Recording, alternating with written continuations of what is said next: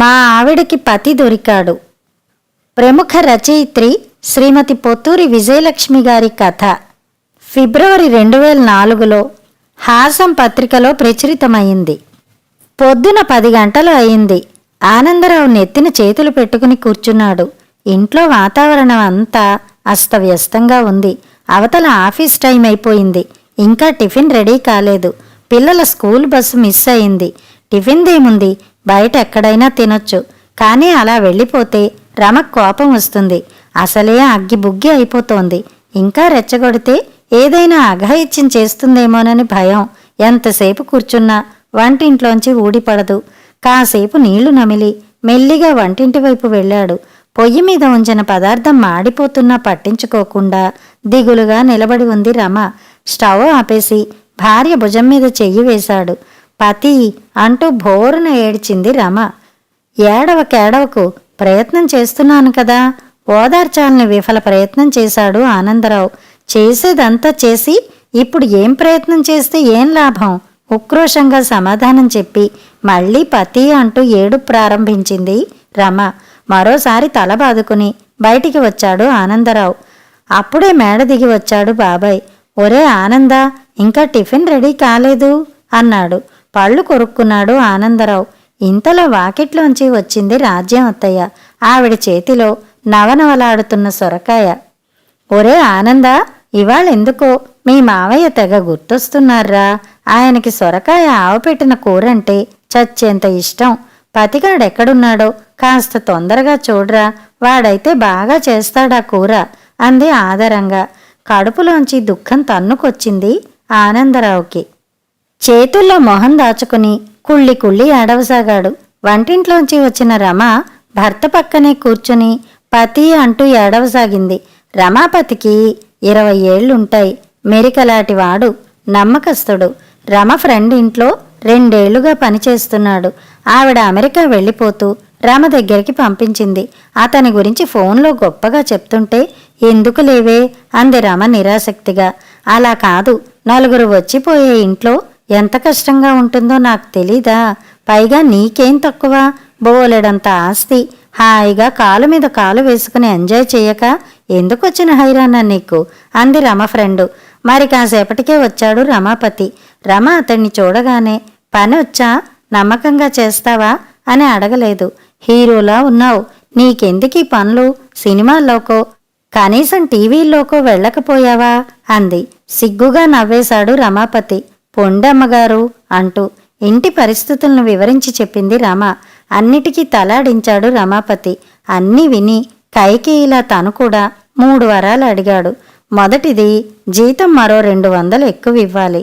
రెండవది, ఇంట్లో పాచి పనికి తన మేనత్తను పెట్టాలి.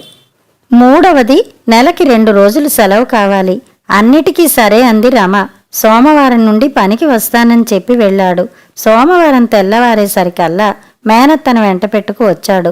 ఇద్దరూ కలిసి ఇంటిని హ్యాండోవర్ చేసుకున్నారు. పొద్దున 10 గంటలు అయ్యేసరికి ఇంటి స్వరూపం మారిపోయింది. అద్దంలా ఉన్న ఇంటిని చూసి రమ భర్త ఆనందరావు మురిసిపోయాడు. ఇంటి పనులు, బజారు పనులు సమస్తం చెయ్యడమే కాకుండా బాబాయిని అత్తయ్యని కూడా చాలా చక్కగా హ్యాండిల్ చేస్తాడు. పెద్దమ్మగారు, లేత చింతకాయలు తెచ్చాను, మీ వారికి ఇష్టంట కదా, పచ్చడి చేస్తా తినండి, ఆయనకి అర్ధభాగం తృప్తిగా ఉంటుంది అంటాడు రాజ్యం అత్తయ్యతో. బాబుగారు, నా పని అయిపోయింది, పదండి మాయాబజార్ సినిమా చూద్దాం అంటాడు బాబాయ్ గారితో. వారం రోజులు తిరిగేసరికి రమాపతి లేకుండా అసలు ఇన్నాళ్ళు ఎలా ఉన్నాం అనుకున్నారు రమ, ఆనందరావు. అయితే అతని పేరుతోనే కాస్త చిక్కు వచ్చింది. పనిలో చేరిన కొత్తలో రమాపతి రమాపతి అని పిలవడం మొదలుపెట్టింది రమ. కానీ అప్పటిదాకా కూనిరాగాలు తీస్తూ పనిచేస్తున్నవాడు సీరియస్ కావడంతో తెల్లబోయింది. విషయం ఏమిటని అతని మేనత్తని అడిగారు రమ, ఆనందరావు. అమ్మగారు, మీకో మాట చెప్పాలి. మా వాడికి తన పేరంటే చాలా చిరాకు. వాళ్ళమ్మకి ఆడపిల్లలంటే ముద్దు. అందరూ కొడుకులే, వీడే కడసారివాడు. అందుకే 6 ఏళ్ళు వచ్చేదాకా జుట్టు పెంచి జడ వేసి పరికిణీలు కట్టి ఆడపిల్లలా పెంచింది. ఆ వేషం చూసి ఆడపిల్లలందరూ ఏడిపించేవారు. కాస్త పెద్దవగానే క్రాఫ్ట్ చేయించుకున్నాడు. అయినా తన పేరులో ఆడతనం మిగిలిపోయిందని బాధ. పూర్తి పేరు పెట్టి పిలిస్తే వాడికి చిర్రెత్తుకొస్తుంది. మరైతే రమా అని పిలవమంటావా అన్నాడు ఆనందరావు చికాగ్గా. రామ అలా రమా అని పిలిస్తే పనొదిలిపోతాడు అంది మేనత్త. ఆ దంపతుల గుండె ఠారుమంది. మరైతే ఏం చెయ్యమంటావు అన్నారు ముక్త కంఠంతో. పతి అని పిలవండి అంది. 4 రోజులు గడిచాయి. పిల్లలు పెద్దలు అందరూ రమాపతి పని పట్ల ముగ్ధులైపోయారు. అన్ని పనులు అతనికి అప్పచెప్పి నిశ్చింతగా ఉండడం మొదలుపెట్టారు. ఓ రోజు ఆనందరావు బంధువులు భోజనానికి వచ్చారు. అంతా బాగానే ఉంది బావగారు, ఆ పనివాడిని మా అక్క పతి అని మురిసిపోవడం నాకు నచ్చలేదు సుమండి.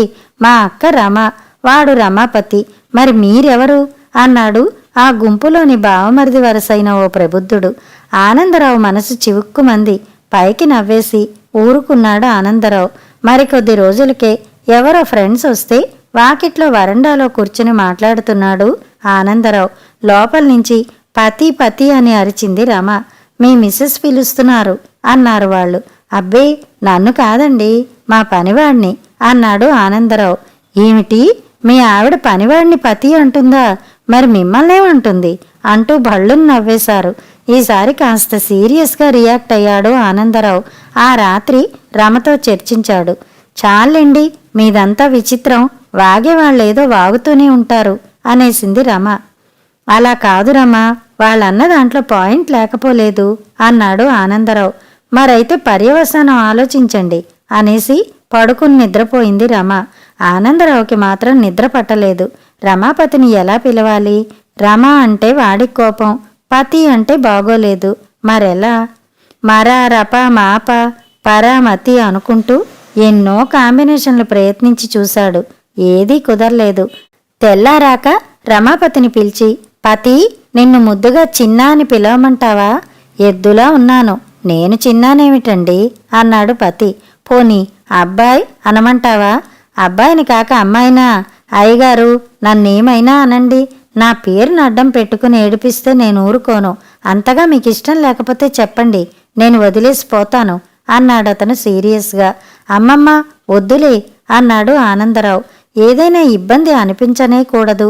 ఒక్కసారి అలా అనిపించడం మొదలు పెడితే అతి చిన్న సమస్య కూడా భూతంలా కనిపిస్తుంది. ఆనందరావు పని అలాగే ఉంది.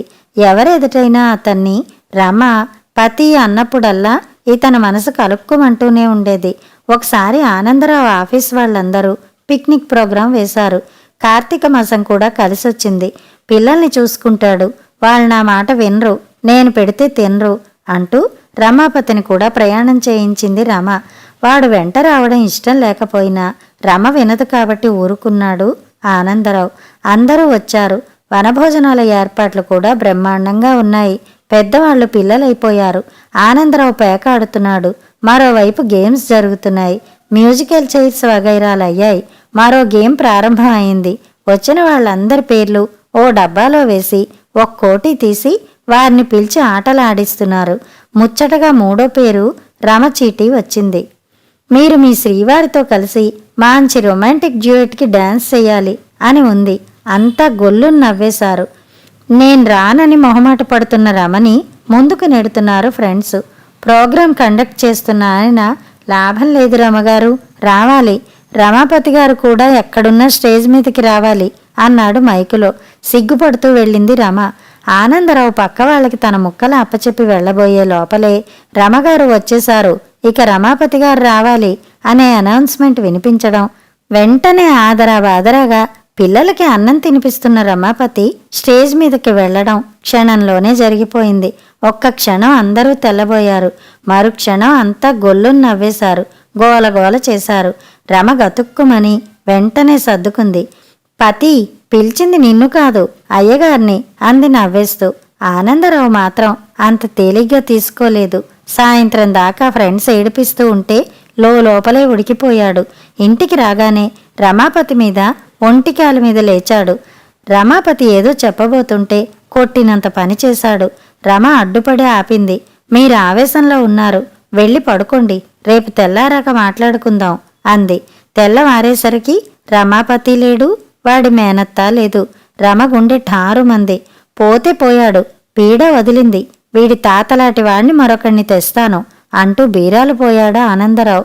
తాతలాంటివాడు కాదు కదా, మనవడిలాంటివాడు కూడా దొరకలేదు. ఫలితం ఆ ఇల్లు మళ్ళీ ఒక సర్కస్ డేరాలా తయారైంది. పనివాడు ఉండని లేకపోని బాబాయ్ గారికి అత్తయ్య గారికి వేళకన్నీ అమర్చాలి. ఇవి కాక భర్త పని పిల్లల పని. రమ హూనా అయిపోసాగింది. భార్య అవస్థ చూడలేక ఏమీ చెయ్యలేక అవస్థ పడిపోతున్నాడు ఆనందరావు. 4 రోజులు హోటల్ నుంచి తెప్పించాడు. పిల్లలు సర్దుకుపోయినా బాబాయ్ అత్తయ్య మాత్రం గొడవ చేసేవారు. సమస్య తీవ్రతరం అయింది. రమ శారీరకంగా కన్నా మానసికంగా కుంగిపోయింది. అమ్మా అంటూ కడుపును పెట్టిన బిడ్డలా ఉండేవాడు. అలాంటి వాణ్ణి అన్యాయంగా వెళ్ళగొట్టారు అంటూ గుర్తు చేసుకుని ఏడుస్తుంటే పశ్చాత్తాపంతో బాధపడ్డాడు ఆనందరావు. రమాపతి కోసం వెతికించడం మొదలుపెట్టాడు. ఈ ఊళ్ళో ఎవరికైనా పని చేశాడేమో, వాకపు చేస్తే లేదని తెలిసింది. వాళ్ళ ఊరికి మనిషిని పంపించాడు. ఇష్టదైవాలకి దండాలు పెట్టాడు. పిల్లలు బెంగ పెట్టుకుని, నాన్న పతి ఎప్పుడొస్తాడు అని అడుగుతున్నారు. అస్తమానం పతి అంటూ తలుచుకుని ఏడుస్తోంది రమ. అతి కష్టం మీద వారం రోజులు గడిచాయి. ఊరికి వెళ్లిన పెద్ద మనిషి కూడా రిక్తహస్తాలతో తిరిగి వచ్చేశాడు. నిలువునా నీరైపోయాడు ఆనందరావు. ఓనాడు రాత్రి 10 గంటలయింది. ఫోన్ మోగింది. తీసి హలో అన్న ఆనందరావు ఆనందంతో ఎగిరి గంతేశాడు. పతి నువ్వా అన్నాడు. అయ్యగారు, బుద్ధి గడ్డి తిని మీకు చెప్పకుండా వచ్చేశాను. మిమ్మల్ని అందర్నీ వదిలి ఉండలేకపోతున్నాను. మీ ఇష్టం వచ్చిన పేరుతో పిలవండి. మీరేం పిలిచినా పలుకుతాను. మళ్ళీ పనిలోకి రావచ్చా దీనంగా అడిగాడు.